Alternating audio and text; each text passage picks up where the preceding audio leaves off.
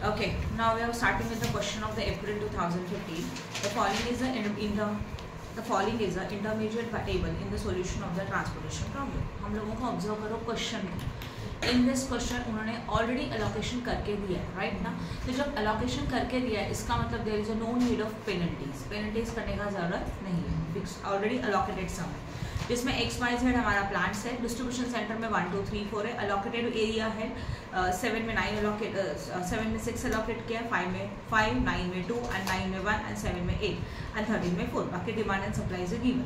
अभी देखो ऐसे समय उन्होंने पहले पूछा क्या, वो देखो figures in the top right corner of the every cell represent the cost of the transportation in the rupees for 1 unit from plant to distribution centre. मतलब उन्होंने क्लियरली बोला है कि जो हर एक सेंटर का जो सेल है टॉप राइट कॉर्नर है वो इंडिकेट करता है कि कॉस्ट है 1 यूनिट का. अगर किसी प्लांट से किसी डिस्ट्रीब्यूशन सेंटर में वो सेव होता है या तो डिस्ट्रीब्यूट होता है तो क्या कॉस्ट रहेगा 1 यूनिट का, वो उन्होंने दे के रखा है. Answer the following questions. Is the solution is optimal, if not find out the optimal solution. पहले उन्होंने क्वेश्चन में पूछा है कि ऑप्टिमल सॉल्यूशन है क्या, अगर नहीं है तो इसको ऑप्टिमल सॉल्यूशन फाइंड आउट करो. ओके तो सबसे पहला स्टेप क्या होता है, ऑप्टिमल सॉल्यूशन फाइंड आउट करने के लिए जो मेथड यूज होता है that is known as a MODI method. तो समटाइम उन्होंने बोला रहेगा कि find out the optimal solution by MODI method, तो वन एंड द सेम, कुछ भी अलग नहीं होगा. ओके सबसे पहले हमारा स्टेप होता है normally allocation, but in this question allocation is a given. Okay तो सबसे पहले हम लोग लिखेंगे rim condition. What is your rim condition? m + n - 1 that is number of rows plus number of column -1. जो भी आएगा वो काउंट करो नंबर ऑफ एंट्रीज के साथ. When number of entries and ream condition is equal, then we can say that ream condition is satisfied. Okay, and when ream condition is satisfied, then there is no degeneracy. और फिर हम लोग आगे solve कर सकते हैं. degeneracy क्यों आता है? degeneracy जस्ट एक वर्डिंग है. ream condition satisfied हुआ means no degeneracy, ये लिखा जाता है. मतलब बताती हूँ, वो मुझे थोड़ा ऐसा करना पड़ेगा कि प्रॉपर वर्डिंग क्या है, मैं बता दूंगी, ठीक है ना. तो नो डिजेनरेसी मतलब कोई प्रॉब्लम नहीं है और हम लोगों को एप्सिलॉन लेने का ज़रूरत नहीं है. आगे जाके जब रीम कंडीशन सेटिस्फाइड नहीं होगा ना तो एक न्यू पॉइंट लेना पड़ेगा एलोकेशन में ई करके एप्सिलॉन. वो लेने का अभी तुम लोगों को ज़रूरत नहीं है फिलहाल के लिए. ये समझ में आया? ठीक है. तो सबसे पहले क्या कैलकुलेट करते हैं हम लोग, बताओ. सबसे पहले हम लोगों का स्टेप होता है रीम कंडीशन. रीम कंडीशन क्या था, टेबल को कॉपी करेंगे and then we have to find out U and V. U and V calculate करते हैं. पहला जो यू है उसको हम लोग क्या लेंगे, 0, right. U V find out करने के लिए जो फॉर्मूला है वो है cost is equal to U plus V, right है. क्या बताया मैंने formula, cost is equal to U plus V. But अगर समझ लो हमारा ये फॉर्मूला तो है कि cost is equal to U plus V, but अगर समझ लो कि कॉस्ट में से यू को माइनस किया, यू गॉट व्हाट, वी. ये याद रखो. तो जो भी कॉर्नर वाला जो कॉस्ट होता है उसमें से पर्टिकुलर यू माइनस किया, जो समझो मैंने 0 एज्यूम किया था, तो हम लोगों को क्या मिलेगा, ये वाला यू मिलेगा. समझ में आया जो मैंने बताया वो? ओके या तो वी कैन से दैट अगर उसी कॉस्ट में से अगर हम लोगों ने यू वी माइनस किया, यू गॉट व्हाट, यू. इसी तरह से हम लोग यू एंड वी को कंप्लीट कर सकते हैं. ओके तो पहला रीम कंडीशन हुआ. After that we have to prepare what, U and V का कॉस्ट चाहिए. यू एंड वी का वैल्यू के लिए फॉर्मूला अप्लाई किया, cost minus U, you got V, cost minus V got what, U. Clear. After that again find out delta. Delta निकालता है empty cell के लिए. ये जो यू एंड वी निकालता है ना वो सिर्फ एलोकेटेड सेल्स के हेल्प से निकाला जाता है, और जो एम्प्टी सेल्स है जहाँ पे कोई एलोकेशन नहीं है उसमें डेल्टा फाइंड आउट करो. डेल्टा का फॉर्मूला आता है cost minus in bracket U plus V. तो यू एंड वी का एडिशन करो, उसको कॉस्ट में से माइनस करो. Okay all deltas find out करो सारे के सारे एम्प्टी सेल्स के लिए. जैसे ही डेल्टा फाइंड आउट हो जाएगा क्वेश्चन को ऑब्जर्व करो, डेल्टा को ऑब्जर्व करो. अगर all deltas are positive the solution is optimal, right. क्या बताया मैंने, when all deltas are positive the solution is what, optimal. And when deltas are not positive the solution is not optimal. Okay फिर क्या करना होगा, अभी इस question के सॉल्यूशन में जाओ प्लीज. उन्होंने बोला है कि डेल्टा है कि नहीं है वो हम लोगों को चेक करने का है. सबसे पहले हम लोगों ने यू वी निकाला, डेल्टा निकाला. ऑब्जर्व करो सोल्यूशन में डेल्टा में -1 आ रहा है कि नहीं. तो -1 का मतलब डेल्टा पॉजिटिव है क्या, सारे के सारे, नो. तो जो -1 है वो निगेटिव है, उसको आपको पॉजिटिव करना है. तो अगर डेल्टा निगेटिव आता है तो there is a need of loop. किसका जरूरत चाहिए, लूप कॉर्नर. जो भी लूप कॉर्नर आप ड्रॉ करते हैं तो वो 4 कॉर्नर होता है या तो वो 6 कॉर्नर्स होता है. अगर आपने 4 कॉर्नर का लूप ड्रॉ किया तो उसमें एक कॉर्नर नेगेटिव पॉइंट रहेगा, बाकी के 3 कॉर्नर अलोकेटेड सेल्स रहेंगे, बराबर ना. जहाँ पे अलोकेशन है वही कॉर्नर्स आपको लेने हैं, अदर कॉर्नर्स आप नहीं ले सकते. और अगर 6 कॉर्नर रहेगा तो एक कॉर्नर जो रहेगा उसमें निगेटिव वाला साइन रहेगा, वहाँ पे एलोकेशन नहीं होगा, बट बाकी के 5 कॉर्नर कंपल्सरी क्या होने चाहिए, एलोकेटेड सेल्स होने चाहिए। समझा? ओके, अब जरा इसको ऑब्जर्व करो। जैसे 4 कॉर्नर्स का तो इधर प्लस माइनस आ जाएगा, वो भी बराबर वैसे ही आता है। कॉर्नर्स का कैसे आएगा? वही आएगा। अल्टरनेट साइन बता दो, चलो अल्टरनेट साइन दोगे, बता दो। पहले जाओ x एंड 3, इसमें हमारा क्या है, लूप कॉर्नर है कि नहीं है, जरा चेक करो, बराबर है। अभी अगर इसको हम ऑब्जर्व करेंगे ना तो लूप कहाँ से बनेगा, आपको अगर इसमें कंफ्यूजन हो रहा है आप क्वेश्चन वाले इसमें जाओ, क्वेश्चन वाले इसमें जाओ। 6x एंड 3 में आपका क्या है, लूप कॉर्नर है ना, मतलब लूप नहीं है, मतलब वो निगेटिव वाला पॉइंट है, राइट है ना।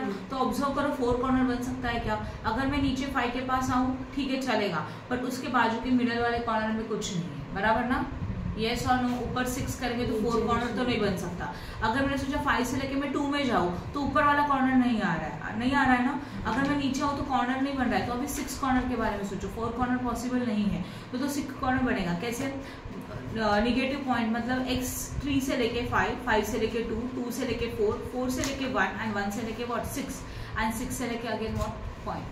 समझा लूप कॉर्नर कैसे बना, यस और नो।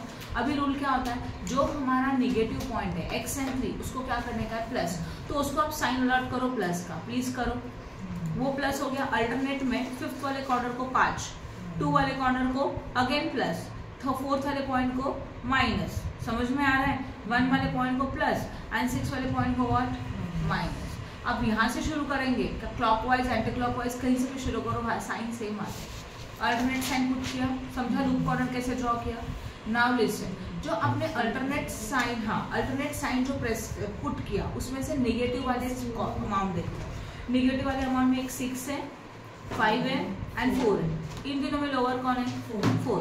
तो आपको चेंज किसका करने का है, 4 का। मिनिमम वैल्यू 4 आया, चेंज भी आप करेंगे 4 का। तो ओल्ड वैल्यूज है उसमें अकॉर्डिंग टू साइन ये 4 प्लस होगा या तो माइनस होगा, डन।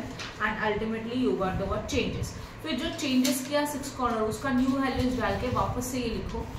इसके बाद पहले रीम कंडीशन चेक करो, रीम कंडीशन सेटिस्फाइड हो जाएगा तो यूएन भी निकालो, and once you got U and V then again find out what delta. समझा, डेल्टा पॉजिटिव आएगा तो solution is solve, solution is optimal, and then last में फाइंड आउट करो कॉस्ट। चेंज के बाद ये क्या करते हैं, चेंज लेते हैं और फिर और कुछ करते हैं ना 10 प्लस।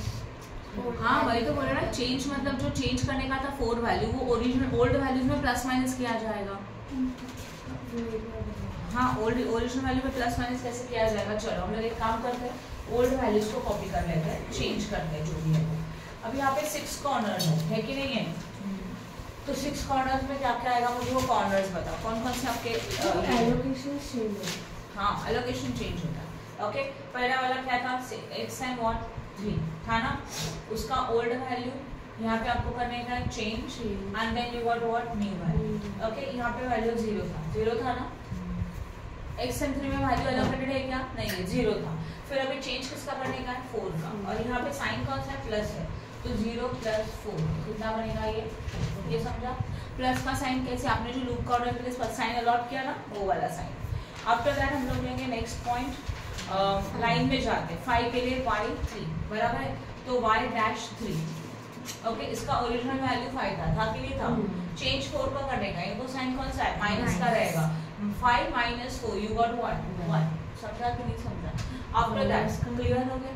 वहाँ पे साइन आपने एलोकेशन में लूप में कौन सा साइन दिया वही साइन पुट करेंगे हम लोग। ओके, अभी 5 के बाद नेक्स्ट वाला 2 है कि नहीं चेक करो, 2 के लिए साइन कौन सा है, प्लस का है, तो यहाँ 2 आएगा, यहाँ 4 आएगा, 2 + 4 यू गॉट व्हाट 6। ये कौन सा पॉइंट था, y4 ना। नेक्स्ट वन, अभी 2 के बाद हम लोग जाएंगे Z4 के ऊपर, राइट। Z4 में वैल्यू देखो कितना था, वहां पे 4 था, 4 यहाँ पे भी 4, और साइन कौन सा था, 4 - 4 क्या बनेगा 0। उसके बाद आएगा हम लोगों का 1 वाला पॉइंट, Z एंड व्हाट 2, तो Z एंड 2, इसका एलोकेशन कितने का, Z2 का 1 है, साइन प्लस का है तो 1 + 1 4 = व्हाट 5, एंड लास्ट वाला Z व्हाट 2, Z2 नहीं है x2 में वैल्यू कितना था ऑलरेडी का 6, 4 और माइनस का साइन है 6 माइनस 4 यू गॉट 1 डन। अब ये क्या होगा 0, हाँ इसमें 0 आने दो क्योंकि फर्क नहीं पड़ेगा, ये चेंज कर रहे वैल्यू हम लोग, बराबर ना। तो जो आपका लूप कॉर्नर बना, अभी बाकी का डेटा सेम लिखेंगे बट एलोकेशन में x3 के एलोकेशन कितना लिखेंगे 4, एलोकेशन बोल रही हूँ, एलोकेशन मतलब समझ रहे हो। तो 0 कैसे होगा? 0 लिखेंगे नहीं ना, छोड़ देंगे उसको, एम्प्टी रहेगा, 0 मतलब एलोकेशन है नहीं वहाँ पे, समझा? In and out in this okay. जब 0 आता है मींस एलोकेशन इज एम्प्टी, तो नो एलोकेशन हो गया। टेबल बना चाहिए, इसके बाद टेबल बनाना है, राइट। पहले आप टेबल बनाओगे, ये न्यू वैल्यूज डालेंगे, मतलब ये होने के बाद नया टेबल बनाएंगे, उसमें आप क्या डालेंगे न्यू वैल्यूज, ये एलोकेशन वाला, ये डालने के बाद आपको नीचे पहले रीम कंडीशन करना होगा एंड देन फिर ऊपर यूएनवी। क्लियर है, समझा? अभी तो आंसर राइट आएगा बिकॉज नंबर ऑफ एंट्रीज है वो रीम कंडीशन सेटिस्फाइड हो रहा है, क्योंकि अगर रीम कंडीशन सेटिस्फाइड नहीं हुआ तो यूएनवी आता ही नहीं, एक पॉइंट नहीं आता यूएनवी का, कैलकुलेशंस नहीं होते, बराबर ना। तभी आ रहा है मतलब रीम कंडीशन सेटिस्फाइड है, बट नॉर्मली पहले ये किया, टेबल लिखा, ये न्यू एंट्रीज डाली, उसके बाद नीचे रीम कंडीशन वो दिखा सेटिस्फाइड हो गया, then you got the UN. ये दिखाना जरूरी है, ये दिखाना जरूरी है, आप ओरली मत करना, इसमें पक्का मिस्टेक होगा, ये चाहिए। समझ में आया? क्लियर हो गया अच्छी तरह से? Okay. After that once you got UV again find out what delta positive आ गया, some solve, normally second time delta positive आता है, उसके बाद फिर से रीम कंडीशन पहले then U and V. Rim condition satisfied नहीं होता तो यूएनवी फाइंड आउट नहीं कर सकते, घर पे जाके ऐसा हम स्टेप ना याद कर रहे हो तभी जाके ये चैप्टर आएगा, बराबर ना। इतना ज़्यादा डिफिकल्ट नहीं है, बस स्टेप की वजह से कंफ्यूजन होता है कि किसके बाद क्या करना है। ओके, ये हो गया। अभी उन्होंने क्वेश्चन में पूछा था, अभी देखो डेल्टा को ऑब्जर्व करो, डेल्टा को ऑब्जर्व करेंगे, कोई माइनस है क्या? नो, तो लूप का जरूरत नहीं है। फिर ऑब्जर्व करो कोई 0 है क्या? नहीं, तो अल्टरनेटिव सॉल्यूशन है क्या? नहीं, तो लिखेंगे हम लोग in delta no 0 values, right, therefore there is no any alternative solution, the solution is a unique, जो भी सॉल्यूशन है वो यूनिक है। क्लियर हो गया? एक minute. Now question number 2, does the problem have a alternative solution? If so show the alternative optimal solution. उन्होंने क्या बोला था कि क्वेश्चन को अल्टरनेटिव सॉल्यूशन है क्या, अगर है तो उसको शो करो। अभी है क्या अल्टरनेटिव सॉल्यूशन? नहीं है, तो हम लोगों ने लिखा there is no 0 in the delta value, therefore there is no any alternative solution, solution is a unique, तो अल्टरनेटिव सॉल्यूशन सॉल्व करने का जरूरत नहीं है। नाउ लास्ट वाला पॉइंट थोड़ा अलग है।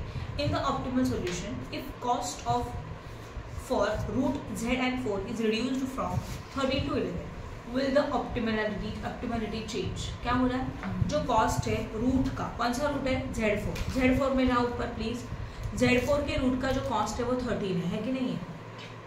ये कॉस्ट अगर 13 का 11 कर दिया समझो, तो हमारा ऑप्टिमैलिटी चेंज होगा कि नहीं होगा, ये उन्होंने पूछा। तो उसके लिए क्या करना चाहिए? उसके लिए देखना चाहिए डेल्टा। एक बार डेल्टा में जाओ, डेल्टा में देखो z and 4 का डेल्टा का चेंज, मतलब डेल्टा मीन्स चेंज, डेल्टा का मतलब पता है ना, चेंज होता है, यस और नो। कितने का आ रहा है वो? 1 आधी नहीं, ओरिजिनल लास्ट वाला आंसर, सॉरी फाइनल आंसर में z और 4 के रूट का डेल्टा देखो कितना आया? 1 आया, हाँ या ना? कंफ्यूजन है तुला? z4 को देखो, यहाँ ऊपर के टेबल में देखो ना मिलेगा, हाँ नीचे डेल्टा के टेबल में, हाँ यस, z4 का वैल्यू कितना आया? 1 आया। इसका वो क्या इंडिकेट करता है आपको? डेल्टा आपको इंडिकेट करता है कि आपका जो कॉस्ट है ऊपर का कितने लेवल तक रिड्यूस हो सकता है। तो डेल्टा का चेंज कितना दिया है? 1 का दिया है, तो जो कॉस्ट है वो ओनली 1 रुपये से रिड्यूस हो सकता है, उससे ज़्यादा नहीं हो सकता। और वो लोग कितने से कितना बोल रहे हैं? 13 से लेके 11, कितने का चेंज बोल रहे हैं? 2 का। डिफरेंस कितने का आ रहा है? 2 का। तो पॉसिबल है क्या ऑप्टिमैलिटी सेम रहेगा? नहीं। क्लियर हो रहा है? तो आपको लिखना कैसे है? लेकिन मैं कॉस्ट ही तो चेंज कर, हाँ कॉस्ट चेंज करने का है। हाँ उन्होंने क्या बोला है? 13 का कॉस्ट 11 होगा। अभी आपको उनका क्वेश्चन क्या था? ये 2 मिनट यहाँ था, तो मैं इस कंसेप्ट को एक बार वापस बता दें। उन्होंने क्वेश्चन में पूछा है अगर हम लोगों ने हमारा कॉस्ट z से लेके रूट 4 का जो कॉस्ट 13 है वो अगर हम लोगों ने कॉस्ट 11 कर दिया तो ऑप्टिमैलिटी चेंज होगा कि नहीं होगा? मतलब आपने जो ऑप्टिमल सॉल्यूशन निकाला है वो ऐसे ही रहेगा कि चेंज हो जाएगा? ओके, ये कैसे आइडेंटिफाई करेंगे?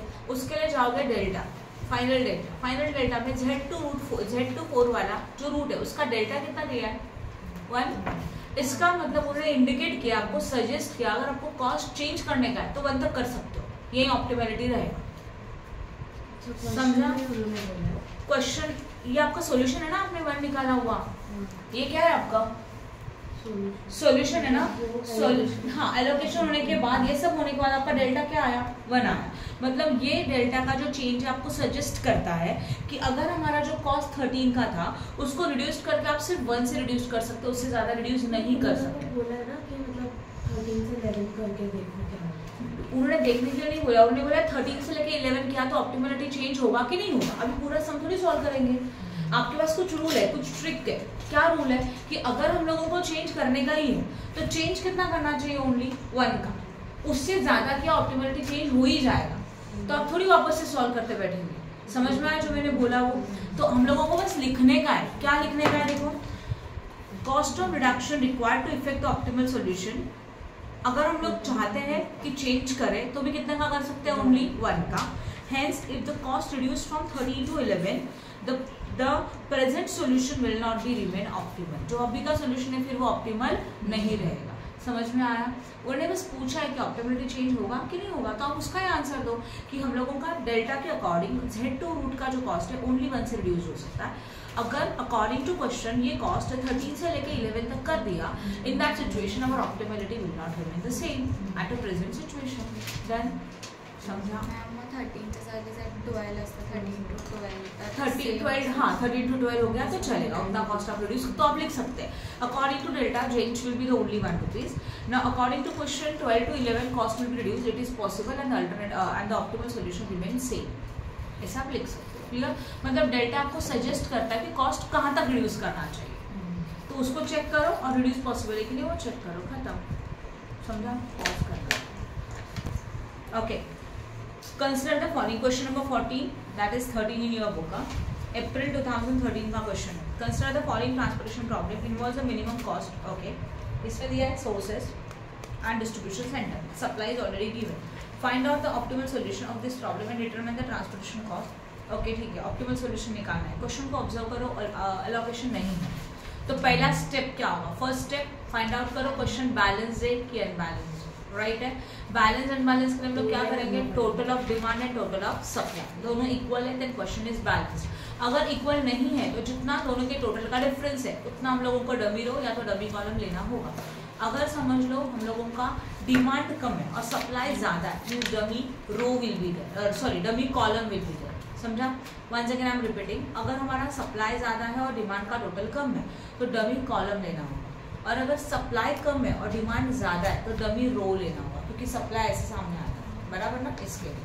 और उनकी सारी वैल्यूज क्या रहेगी कॉस्ट एलोकेशन की? 0। Okay, after that find out the IFS initial feasible solution by VAM method, that is a penalty use करो और एलोकेशंस फाइंड आउट करो। ये होने के बाद नेक्स्ट स्टेप आता है रीम कंडीशन। रीम कंडीशन के बाद टेबल को कॉपी करो विदाउट पेनल्टीज, ओके, और उसमें निकालो UNV and your rim condition is समझ लो नॉर्मली सेटिस्फाइड। तो डायरेक्टली UNV निकालना है। यू के लिए पहला स्टेप में क्या आएगा? 0, पहला U 0 and then according to that find out UNV। ये समझ में आया? आफ्टर दैट अभी हम लोग को जैसे UNV हो गया फिर फाइंड आउट करने का है डेल्टा।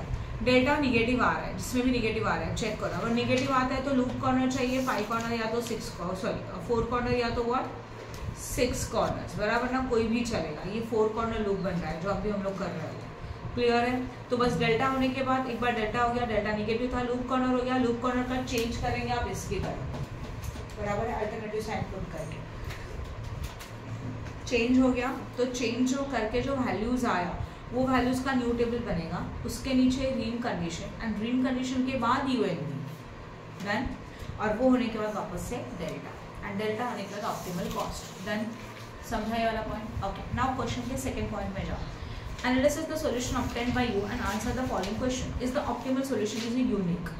हमारा जो optimal solution है वो unique है क्या? If there is any alternative optimal solution, identify it.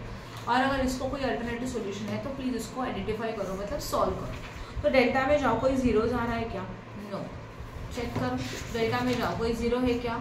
नहीं है, right? Means we can say that the optimal solution is unique. There is no any alternative solution because in a delta there is a no 0। Clear हो गया? समझा? Okay, अब next वाला point क्या है? Transport is willing to provide a discount of 25% on the freight of the route of S2 to D4. Should the offer accepted? उन्होंने क्या बोला है, S2 to D4 में वो 25% का डिस्काउंट देना चाहते हैं, बराबर है। अभी सबसे पहले S2 to D4 का कॉस्ट कितना है, S2 and D4 चेक करो। S2 and D4 का जो कॉस्ट है इस रूट का वो कितने का है, 12 का है। दे से दैट इस रूट में वो लोग डिस्काउंट ऑफर करना चाहते हैं कितने परसेंट का, 25%। यस और नो? तो 12 into 25%, प्लीज करो। 12 into 25% कितना आएगा, 3.75। यस और नो? समझा कि नहीं समझा? यस, ये हो गया। 3.7 का आ रहा है पक्का, चेक किया आप लोगों ने? 3। अब बोर्ड पे ध्यान दो प्लीज। चेंज कितने का आया, 3 का है। अभी आपको डेल्टा क्या सजेस्ट करता है, कॉस्ट रिड्यूस करने का है, चेंज करने का है, तो कितने से चेंज करने का है, चेक करो। डेल्टा मिलाओ इसी के, S2 D4 का डेल्टा क्या सजेस्ट करता है, बट डेल्टा यस डेल्टा का लास्ट वाला delta of S2 D4 is equal to what, 7। तो अगर आपको कॉस्ट रिड्यूस करने का तो कितने का करना चाहिए, ओनली 7 से, बराबर ना। ये कितना आपको पूछ रहा है क्वेश्चन में, 3 चलेगा क्या, नो। तो लिखना होगा the offer should not be accepted, exact उतना ही होना चाहिए, right. The actual cost reduction required for S2 D4 is 7 per unit. कितना कॉस्ट रिडक्शन चाहिए, 7 का। यहाँ पे कितने का डिस्काउंट ऑफर किया जा रहा है, 3 का। तो offer should not be accepted, समझा? Okay, next point. Next point उन्होंने बोला how the cost will be affected if it is decided to transfer 50 unit from S2 to D2।